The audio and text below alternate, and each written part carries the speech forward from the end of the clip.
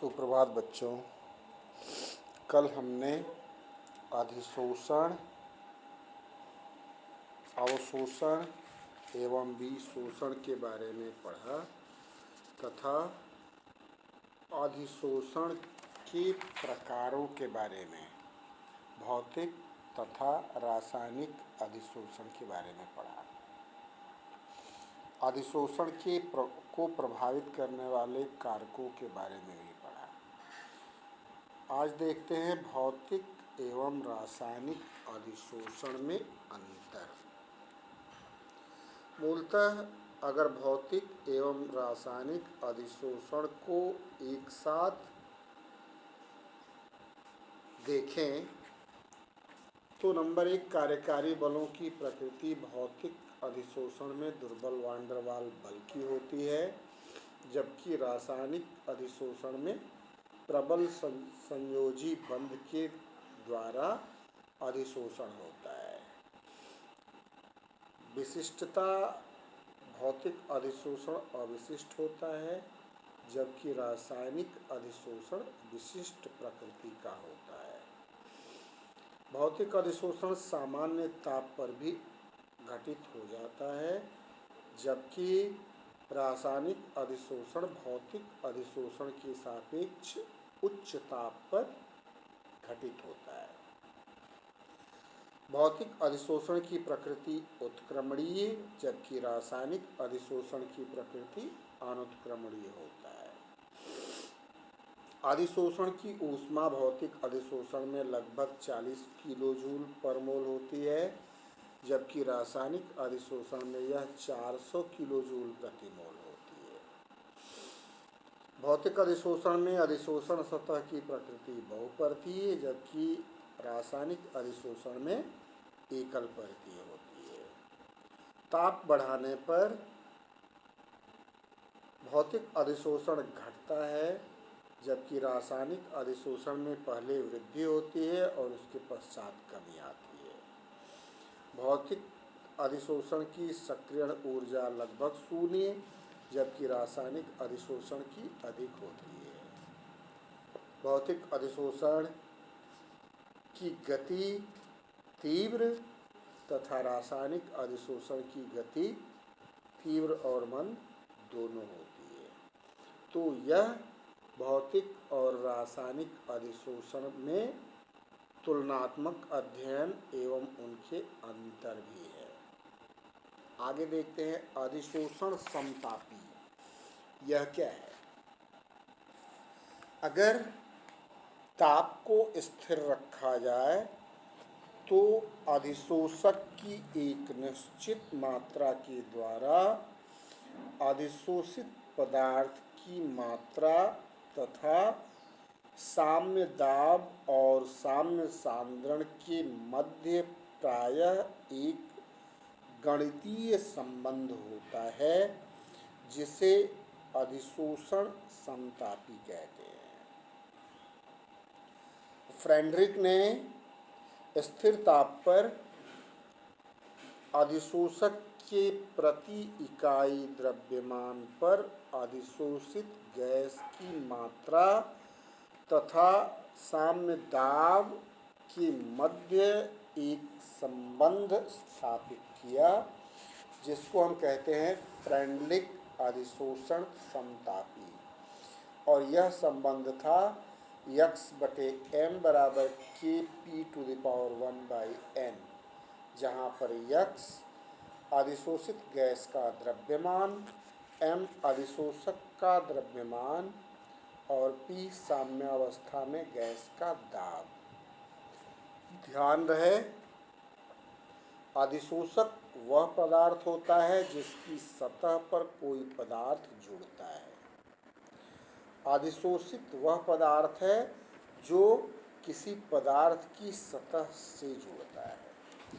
तो स्थिर ताप पर अधिशोषित गैस के द्रव्यमान, अधिशोषक का द्रव्यमान और साम्यावस्था में गैस के दाब के मध्य जो यह गणितीय व्यंजक है,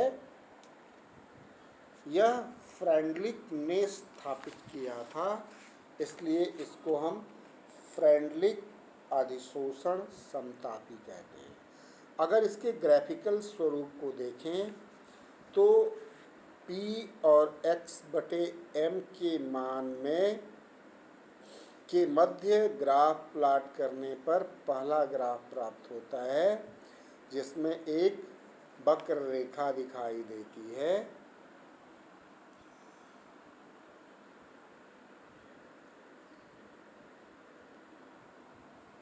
अधिशोषक की प्रकृति एवं ताप पर K और M के मान निर्भर है।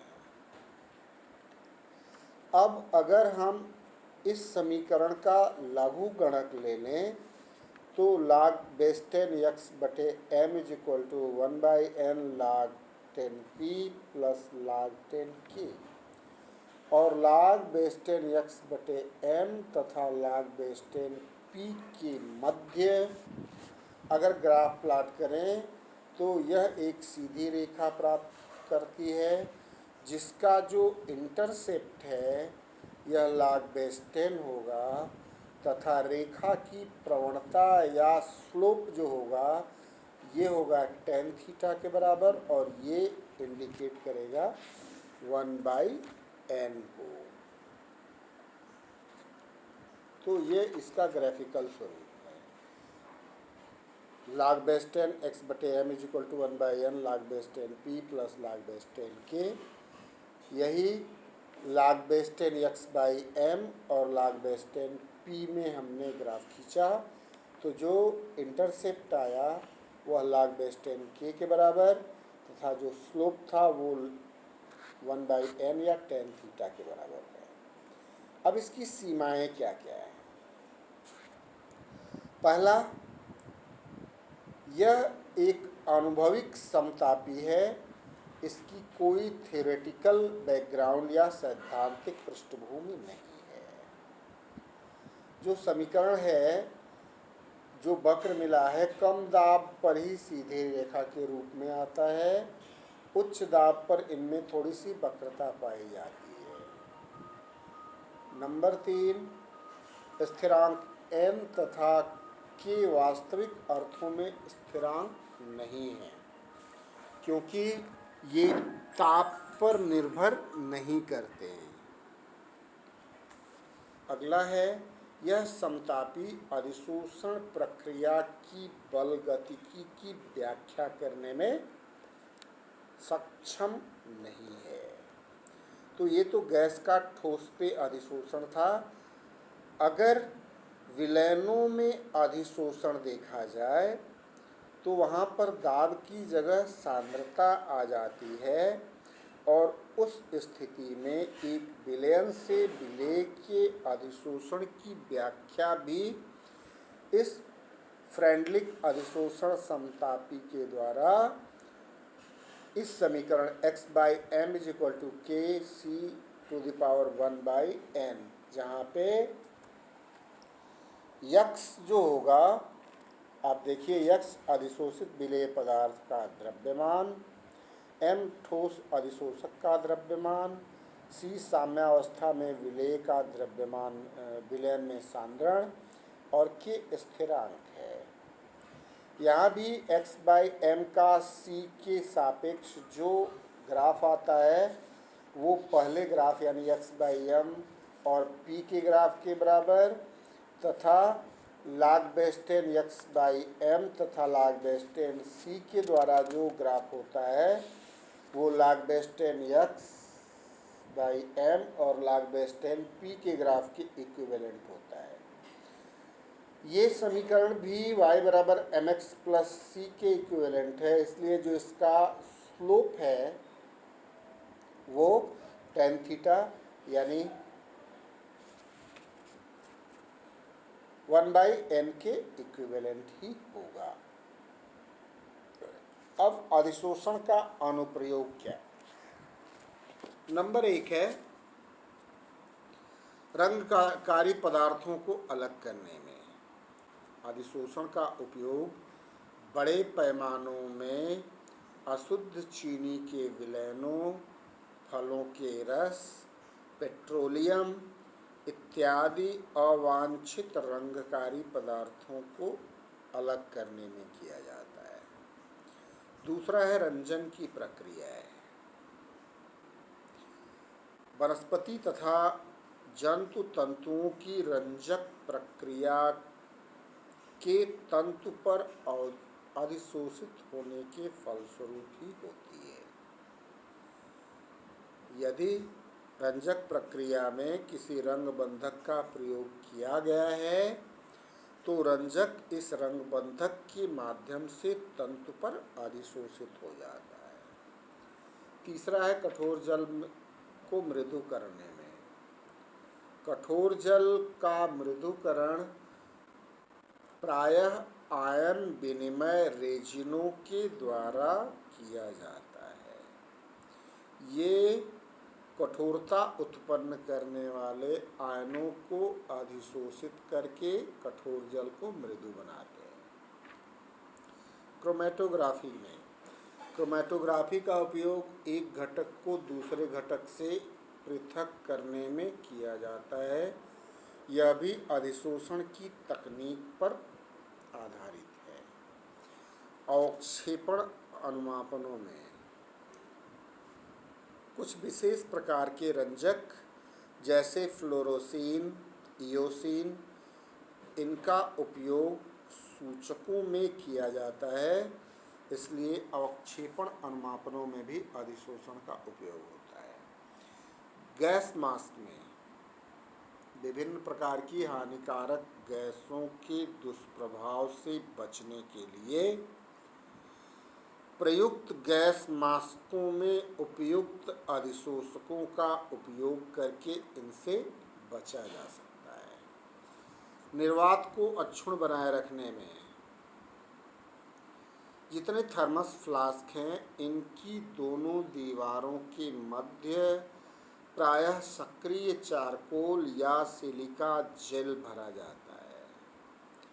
यदि कोई गैस वलयाकार अवस्था में प्रवेश करती है तो ये पदार्थ उसे अधिशोषित कर लेते हैं, जिससे कि निर्वात अक्षुण्ण रहता है। उत्प्रेरण में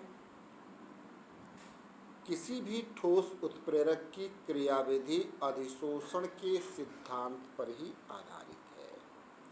ठोस उत्प्रेरक अपनी सतह पर गैसीय अभिकारकों को अधिशोषित करके उनके सांद्रण में वृद्धि करते हैं, जिससे उनकी अभिक्रिया दर प्रभावित होती है। नमी को दूर करने में अनेक यंत्र जो नमी की उपस्थिति में अनुप्रयोगी हो जाते हैं, इस प्रकार के यंत्रों को नम वायु से रक्षा करने में प्रायः सिलिका जेल का उपयोग करके इनकी रक्षा करते हैं। फेन प्लवन विधि में सल्फाइड अयस्कों के सांद्रण की फेन प्लवन विधि जो है वो अधिशोषण के सिद्धांत पर आधारित है। निष्क्रिय गैसों के पृथक्करण में निष्क्रिय गैसें नारियल के कोयले पर अधिशोषित मात्राओं में भिन्नता के आधार पर उनके मिश्रण की पृथक्करण की क्रिया आसानी से हो सकती है। बीमारियों के उपचार में अनेक प्रकार की ऐसी औषधियाँ हैं जो विभिन्न प्रकार के जीवाणुओं को अपने अंदर अधिशोषित करके उन्हें निष्क्रिय कर देते हैं। इसलिए अधिशोषण का उपयोग विभिन्न प्रकार की बीमारियों के उपचार में भी किया जाता है। तो ये थे अधिशोषण के उपयोग। अब आते हैं अगला, कोलाइडी अवस्था। ये है क्या?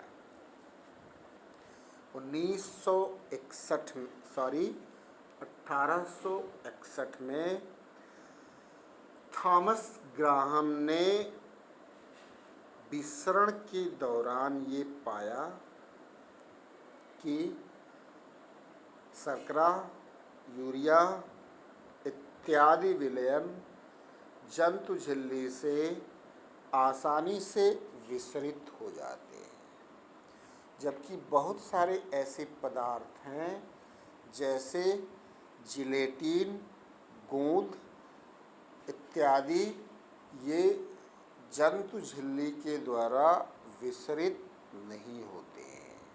तो इसके आधार पर उन्होंने विलयन को दो भागों में क्रिस्टलाव तथा कोलायड में बांटा और ये कहा कि ऐसे पदार्थ जो विलयन जंतु झिल्ली से शीघ्रता से गमन कर सकते हैं तथा ये क्रिस्टलीय अवस्था में भी पाए जाते हैं, इन्हें क्रिस्टलाव कहा जाता है।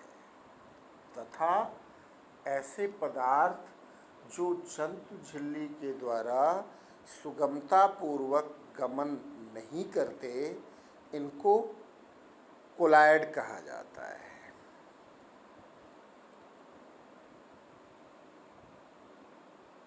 क्रिस्टलाव को कोलायड के द्वारा विसरणता के आधार पर अलग करते हैं और ये कहते हैं कि विलयन में क्रिस्टलाव के कणों का आकार छोटा होता है, जिससे वे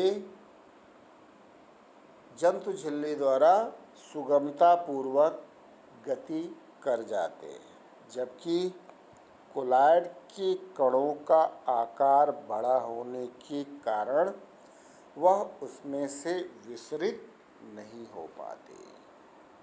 कणों के आकार पर विलयन की तीन श्रेणियां वास्तविक, कोलायडी और निलंबन बनाई गई। वास्तविक विलयन में कणों का आकार 1 नैनोमीटर से 10 एंगस्ट्रॉम यानी 10⁻⁻10 मीटर से 10⁻⁹ मीटर के मध्य होता है, जबकि कोलायडी कणों में ये 1 नैनोमीटर से 1000 नैनोमीटर यानी 10⁻⁹ मीटर से 10⁻⁶ मीटर के मध्य होता है, जबकि निलंबन में विलेय के कणों का आकार 1000 नैनोमीटर से भी बड़ा होता है। शर्करा और यूरिया जल के साथ घुलकर वास्तविक विलयन बनाते हैं, जबकि कोलायडी कण जिलेटिन और गोंद का जल में विलयन है। कोलायडी कणों को अति सूक्ष्मदर्शी के द्वारा देखा जा सकता है, जबकि निलंबन का आकार बड़ा होने से इन्हें सूक्ष्म आँखों से भी देखा जा सकता है। जैसे जल में मिट्टी के कणों का जो विलयन होता है उसको हम नग्न आँखों से भी देख सकते हैं। वास्तविक विलयन, कोलायडी विलयन और निलंबन, इन तीनों में विलेय के कणों का आकार दिया हुआ है और यहाँ पर वास्तविक विलयन में विलेय और विलायक के कणों के आकार में बहुत अंतर नहीं होता है। विलायक के कणों का आकार 10⁻12 मीटर के आकार का होता है, जबकि विलेय के कणों का आकार 10⁻10 से 10⁻9 मीटर के मध्य का होता है। अब वास्तविक विलयन, कोलायडी विलयन तथा निलंबनों के महत्वपूर्ण लक्षण इस टेबल के माध्यम से देखेंगे। आप देखिए, कणों का आकार मैंने बता दिया। प्रकृति वास्तविक की समांग, कोलायडी और निलंबन की भी समांग होती है। कणों की दृश्यता वास्तविक में अदृश्य होती है, कोलायडी में सूक्ष्मदर्शी के द्वारा और निलंबन में नेत्र के द्वारा देख सकते हैं। छननता या इसमें वास्तविक विलयन को सामान्य फिल्टर पत्र से छान सकते हैं।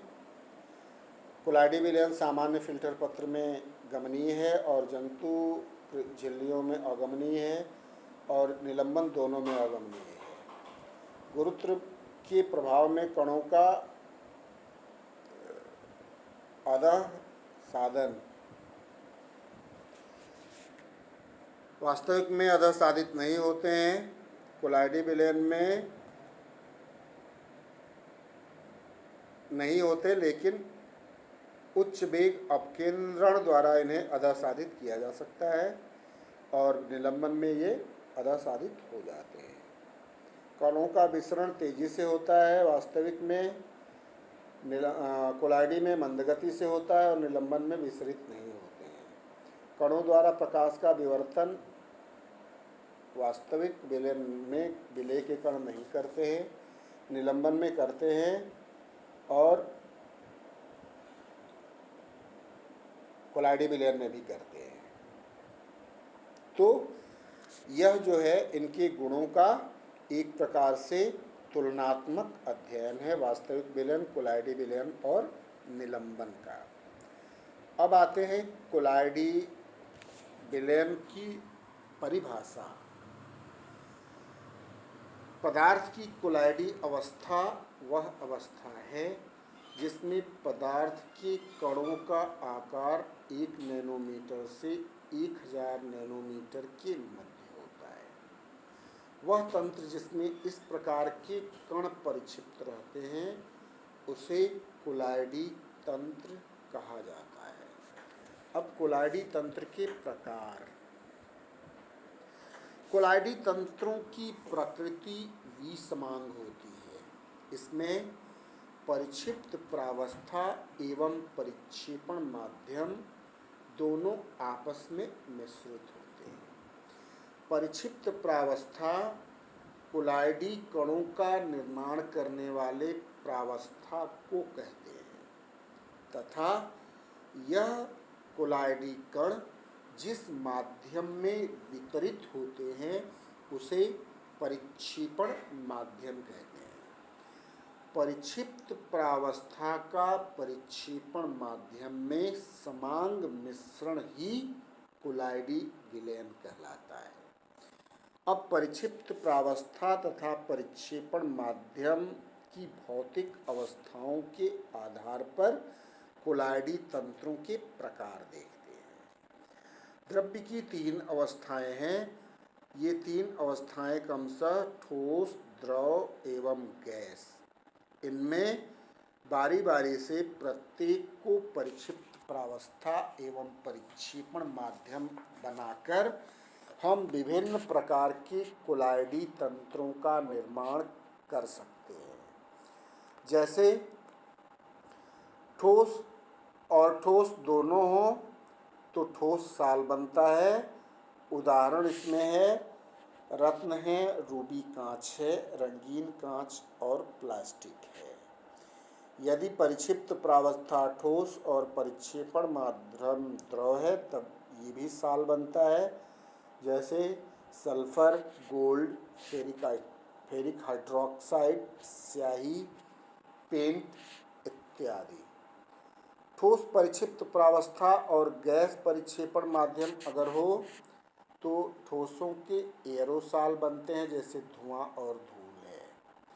यदि परिक्षिप्त प्रावस्था द्रव की हो जाए, परिक्षेपण माध्यम गैस का ठोस का तो जेल बनता है। पनीर, मक्खन, बूट पालिश इसमें आता है।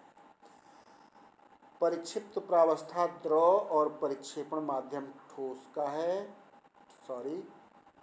द्रव का है तो यह पायस बनता है, जैसे दूध है, तेल है, दवाइयाँ हैं।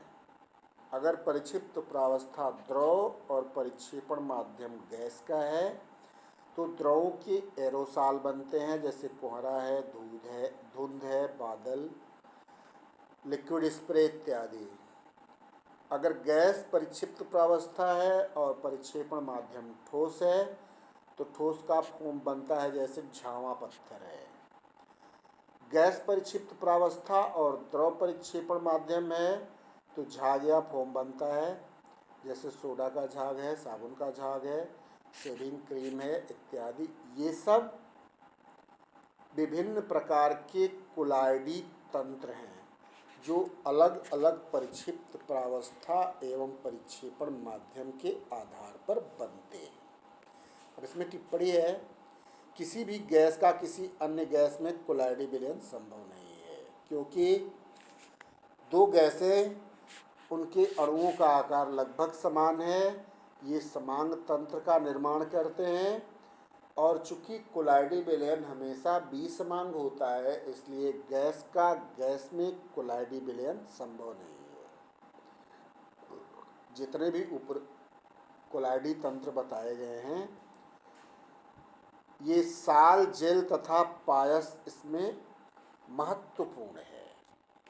अब कोलाइडी तंत्रों का प्रकार जो है वो हम परिक्षेपण माध्यम की प्रकृति के आधार पर भी वर्गीकृत करेंगे। द्रव में ठोस के परिक्षेपण के द्वारा कोलाइडी विलयन सामान्य तंत्र में प्राप्त होता है। परिक्षेपण माध्यम की प्रकृति के आधार पर इसे विभिन्न प्रकार के नामों से हम व्यक्त करते हैं। एल्कोहल के परिक्षेपण माध्यम के रूप में होने पर तंत्र को एल्कोसाल या हाइड्रोसाल, एल्कोसाल कहेंगे अगर जल है परिक्षेपण माध्यम तो उसे हाइड्रोसाल कहा जाएगा। तीसरा है परिक्षिप्त प्रावस्था एवं परिक्षेपण माध्यम के प्रति बंधुता के आधार पर।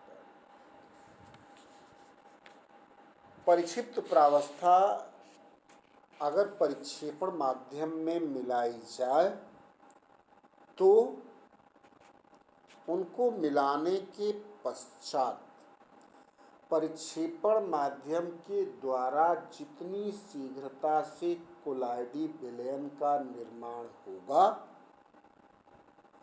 उसके आधार पर हम कोलाइडी विलयन को दो प्रकार से द्रव स्नेही और द्रव विरोधी कोलाइड में वर्गीकृत करते हैं। द्रव स्नेही या द्रव रागी कोलाइड वे कोलाइड हैं जिनमें परिक्षिप्त माध्यम को, परिक्षिप्त प्रावस्था को परिक्षेपण माध्यम अगर द्रव है उसमें मिलाने पर शीघ्रता पूर्वक कोलाइडी विलयन बन जाता है। यदि परिक्षेपण माध्यम जल है तो इसे जल स्नेही कोलाइड भी कहा जाता है। गोंद, जिलेटिन, एल्ब्यूमिन ये द्रव स्नेही कोलाइड के प्रकार हैं। स्टार्च साल जल में प्रोटीन का साल, कार्बनिक विलायकों में बहुलकों का जो कोलाइडी विलयन बनता है वह द्रव स्नेही कोलाइड है। इन द्रव स्नेही कोलाइडों का अवक्षेपण कठिनाई पूर्वक होता है तथा इन्हें लंबे समय तक रखने के लिए किसी भी स्थायी कारक की आवश्यकता नहीं होती है। इसकी विशेषता यह है कि एक बार परिक्षेपण माध्यम को परिक्षिप्त प्रावस्था से अलग कर दिया जाए तो इन्हें पुनः कोलाइडी विलयन में लाना संभव नहीं है। इसलिए